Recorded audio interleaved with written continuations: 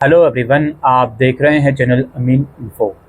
और आज की इस वीडियो में हम बात करेंगे, अगर आप दिल्ली यूनिवर्सिटी से 3 ईयर एलएलबी कोर्स परस्यू करना चाहते हो तो इस कोर्स को परस्यू करने का क्या प्रोसेस है। आपके फॉर्म फिलिंग से लेकर काउंसलिंग प्रोसेस तक, डॉक्यूमेंटेशन तक, एलिजिबिलिटी, फीस स्ट्रक्चर, आज की इस वीडियो में डिटेल में हम बात करने वाले हैं।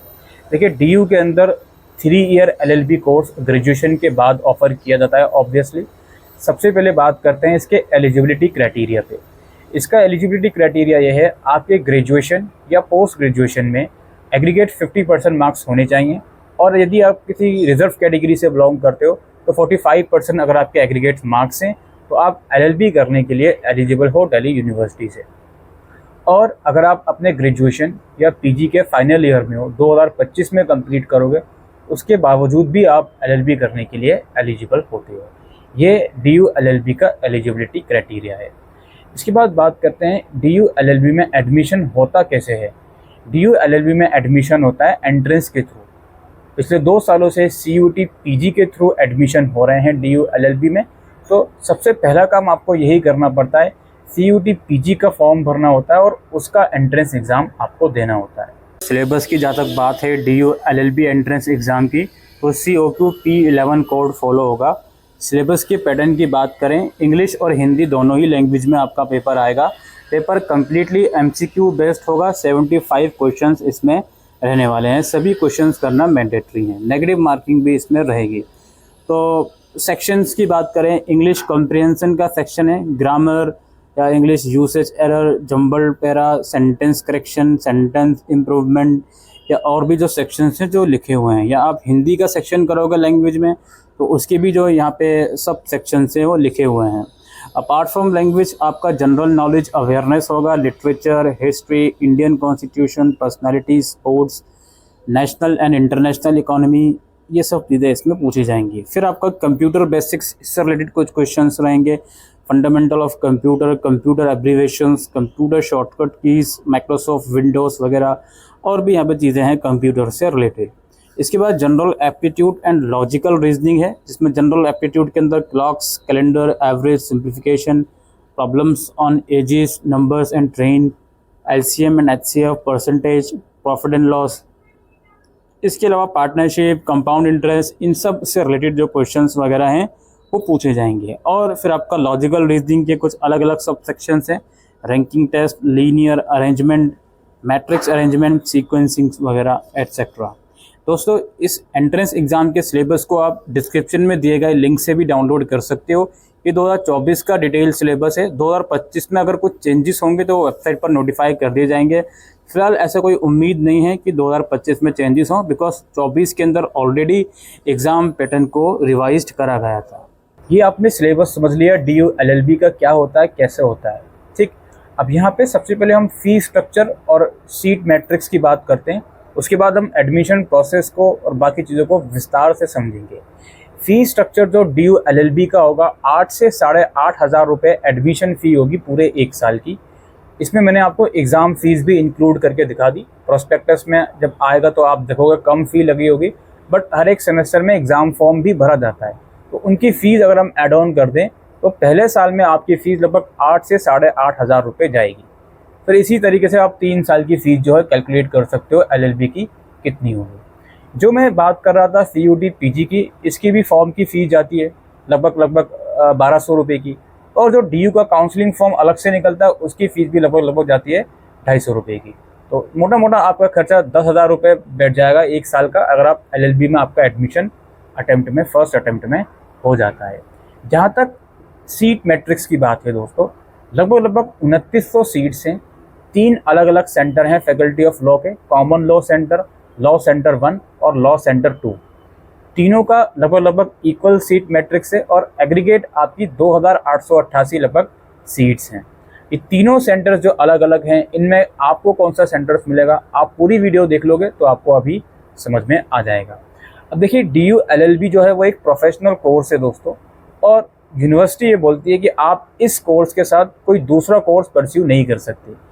काफ़ी लोग ये बोलते हैं कि सर मैं CS कर रहा हूँ, मैं CS कर रही हूँ, क्या मैं इसके साथ लॉ परस्यू कर सकता हूँ या कर सकती हूँ। देखिए, प्रोस्पेक्टस में तो साफ मना करा जाता है।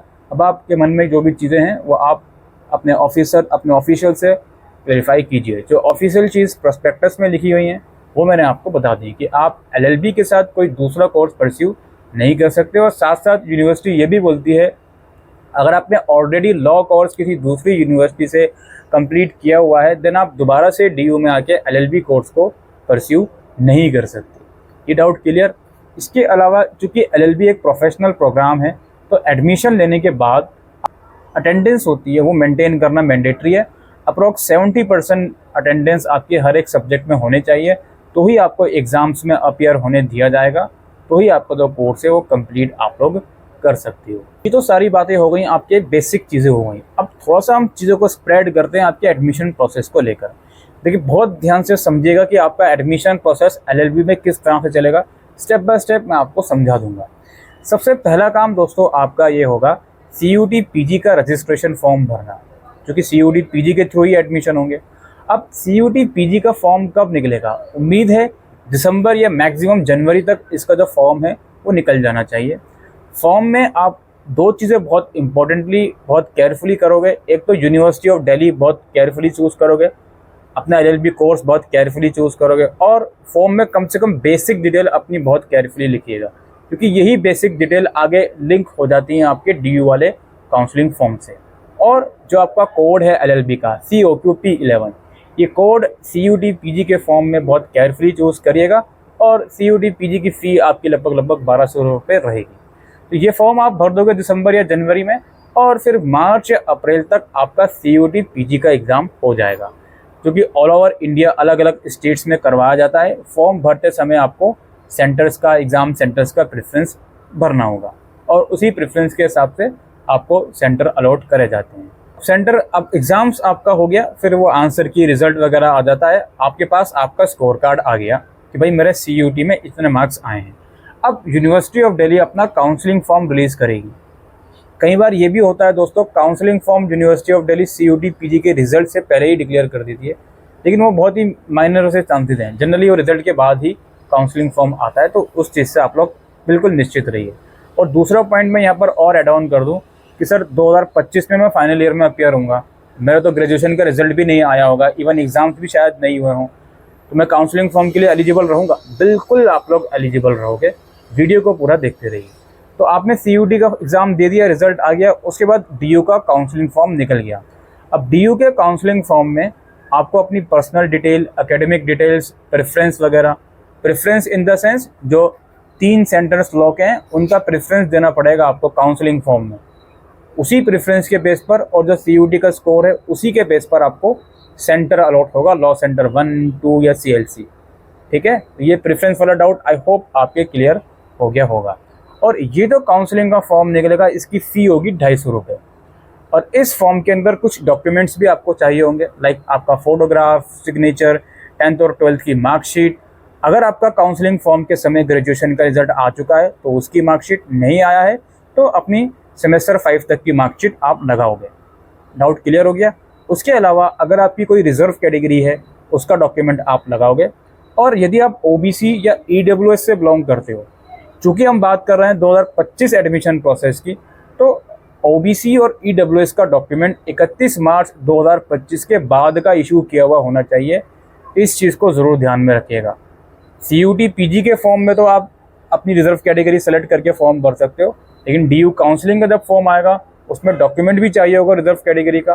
तो EWS और OBC वाले बच्चे खास तौर पर इस चीज़ का ध्यान रखें कि उनका डॉक्यूमेंट 31 मार्च 2025 के बाद का होना चाहिए।